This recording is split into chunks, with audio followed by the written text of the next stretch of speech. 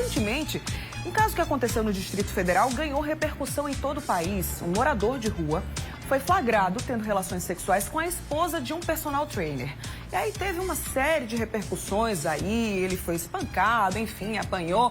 Mas o fato é que o Givaldo Alves, que é esse que está aí na sua tela, ele está sendo investigado. Ele está sob suspeita de ter cometido crime de estupro ou abuso de vulnerável. O curioso é que esse morador de rua, como você está vendo aí, ele também, né, feliz. Ganhou status de celebridade, já soma quase 800 mil seguidores nas redes sociais e está fazendo até presença VIP, ganhando um dinheirão em eventos. Esse caso traz várias nuances, né, e pode render boas reflexões e muito aprendizado também. Bora entender no Papo de Quinta.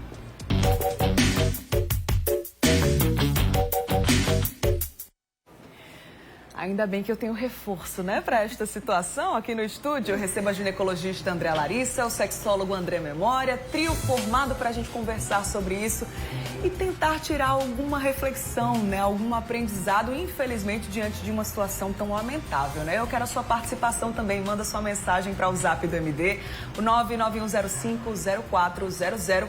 Bom dia, meus parceiros. André, André, sejam bem-vindos. Coisa boa conversar com vocês aqui. Infelizmente, é um tema tenso, né?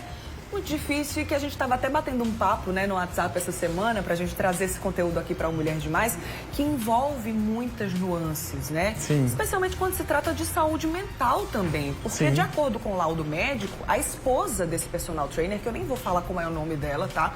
A gente vai, não vou mostrar foto nem nada, não, acho que não merece, não vem ao caso aqui, mas a esposa desse personal trainer estava em surto psicótico quando abordou o morador de rua e o levou para dentro do seu próprio carro, tá?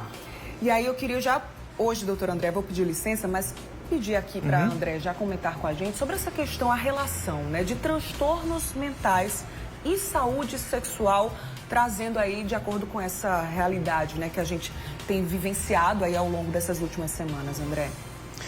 Bom dia, Bruna. Acho que a primeira fala e mais importante algumas pessoas não entendem bem, e eu vou explicar. Durante um surto, não tem como realmente você analisar o que está acontecendo. Você avaliar, literalmente, eu posso estar vendo Jesus Cristo, Deus, o marido, o pai, um sonho realizado na minha frente, sendo que quem está na minha frente é uma pessoa aleatória. Sim. Então, o nosso cérebro, ele constrói a cena. Algumas pessoas podem não entender isso, mas a minha ideia aqui é explicar isso um pouco, para que você possa entender realmente isso acontece. Muitas pessoas vivem surtos de maneiras variadas, em situações muito diversas. Então, é possível acontecer isso sim, de você não entender e mesmo assim continuar fazendo algo que você, em situação saudável mentalmente, não faria, né? E aí, obviamente, a pessoa que está num surto, a pessoa que está numa condição não saudável mentalmente, porque pode não ser um surto também e a condição não ser saudável, ela não tem a possibilidade de tomar boas decisões.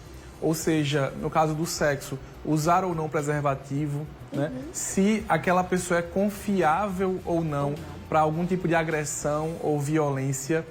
Então, independente da situação, sempre que há ausência de saúde mental, de equilíbrio dos pensamentos, provavelmente também vai se ausentar uma prática sexual saudável. Exatamente. É importante falar, né, que o Givaldo, que é o morador de rua envolvido nessa situação, ele está sendo investigado e ele também deu detalhes, né, sobre aquele momento como se fosse algo assim super tranquilo, super natural e com o consentimento, no caso desta mulher, quando na verdade ela estava fora de si. A gente pode chamar assim, não é? Sim. E aí, doutora, já tem algumas pessoas aqui mandando mensagem pra gente, como eu pedi, né, no WhatsApp do Mulher Demais, trazendo as opiniões. A nossa telespectadora Thelma de Tibiri disse o seguinte: olha, eu ando indignada com essa situação. Me parece que estão colocando esse moço como herói. É ridículo, ela fala aqui. E aí, doutora, você como mulher, né, qual o seu posicionamento diante dessa situação? Por que a mulher foi deixada de lado e o Givaldo, por exemplo, fazendo presença VIP, sendo beijado por outras influencers, né? O que fica aí? Como é que fica essa situação? A gente tem que entender, Bruna, que existia uma vulnerabilidade dessa mulher. Como ela não tinha a razão naquele momento E isso não afasta a culpa de uma pessoa. Então, a gente lida muito, por exemplo, quando eu atendo pessoas que têm doenças psiquiátricas, muitas vezes eu tenho que fazer contracepção para protegê-la dessa vulnerabilidade. Então, não existe também isso que foi ela que veio namorar comigo, que me convidou. Porque, homens, atenção, vocês têm que avaliar essa capacidade mental da mulher. Isso, sim, vai trazer uma grande responsabilidade para o ato dele, porque ele estava completamente na lucidez, na racionalidade, que inclusive ele consegue com fidelidade reproduzir, ainda expondo mais essa mulher. Culturalmente, eu gosto de dizer sagradas heroínas que nos antecederam, porque a gente ainda vive esse preconceito, essa exposição feminina. Eu gosto agora de perguntar até onde vai o meu sorriso e o meu respeito. E, por exemplo, a gente tem fotos de mulheres sorrindo, tirando foto com ele, uma exposição desnecessária. Então, mulheres, pensa um pouco. Será que nós estamos nos colocando ainda historicamente numa vulnerabilidade, numa falta de respeito, sem contar das doenças, infecções sexualmente transmissíveis que essa mulher foi exposta, Sim. uma gestação não planejada, né? Então, e eu acho que a gente tem que dar um basta nesse sensacionalismo, perpetuando esse machismo e denegrindo a imagem feminina. Exatamente. Eu vou até pedir, Ramiro, nem precisa colocar mais a foto pra gente não dar mais palco, né? A gente tá trazendo aqui esse caso, mas como uma forma de reflexão mesmo, né? Aqui o nosso Papo de Quinta traz muito essa questão do combate ao preconceito, ao tabu também, né? Envolvido em várias questões que a gente traz por aqui, mas é importante a gente trazer a reflexão, o aprendizado que a gente tira dessa história. A nossa telespectadora aqui, a Vanuska, tá dizendo o seguinte: uma pessoa de rua, uma pessoa que mora na rua não quer dizer que seja uma pessoa ruim, concordo com ela. E ela disse o seguinte: dar razão a este homem é um absurdo, porque as mulheres precisam se unir. Ele está ganhando carro, apartamento, fama. Ele fez sexo com uma pessoa que estava em surto. Celebridade? Como assim? Ela está dizendo, né? E aí, André, eu queria saber de você. Como a doutora Andrea falou, ele estava em estado de plena lucidez. Existem formas de perceber quando aquela pessoa não está bem, que a saúde mental não está em dia, que ela está fazendo alguma coisa, mas que não está no pleno estado, assim, de consciência mesmo? Como perceber isso? Se você não conhece bem a pessoa, pode ser que você não perceba. E aí, essa situação, a minha fala, é bom deixar claro, não é de defender ele, mas ele podia estar num estágio ali também de euforia tão grande de não perceber algo que fosse diferente do habitual.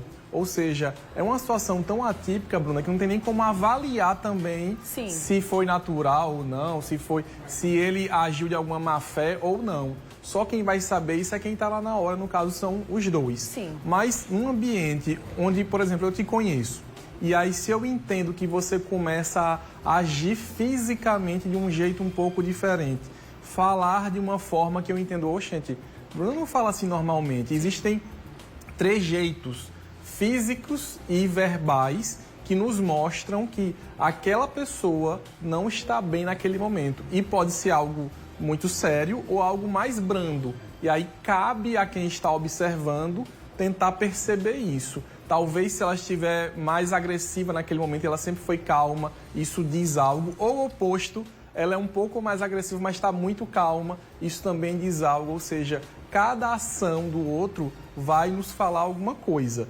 Específico nessa ação do mendigo e da personal, né, da moça, a gente não consegue avaliar, porque só quem vai saber são eles. Exato. A gente está recebendo muitas mensagens aqui, a maioria de mulheres revoltadas com a situação, dizendo que é o cúmulo uma situação dessa, revoltante, se agiu de má fé ou não, o importante é que ele não vire celebridade, isso é o cúmulo. Acho que já virou, né? Já virou, infelizmente, porque assim, somando as redes sociais, ele tem quase 1 milhão de seguidores né? Sim, sim. E aí ele fala muito bem, é interessante isso, né? Porque um morador de rua falando super bem, ele tem um jeito diferente, assim, de falar, que até meio que seduz mesmo, né? As pessoas. Poético. Né? Poético até. Então, acho que é isso que chama a atenção do pessoal, né? A gente vai conversar ainda sobre isso, eu vou dar uma lida mais aqui nas mensagens, vamos aliviar por enquanto, né? Daqui a pouquinho eu volto a conversar com vocês. A gente tá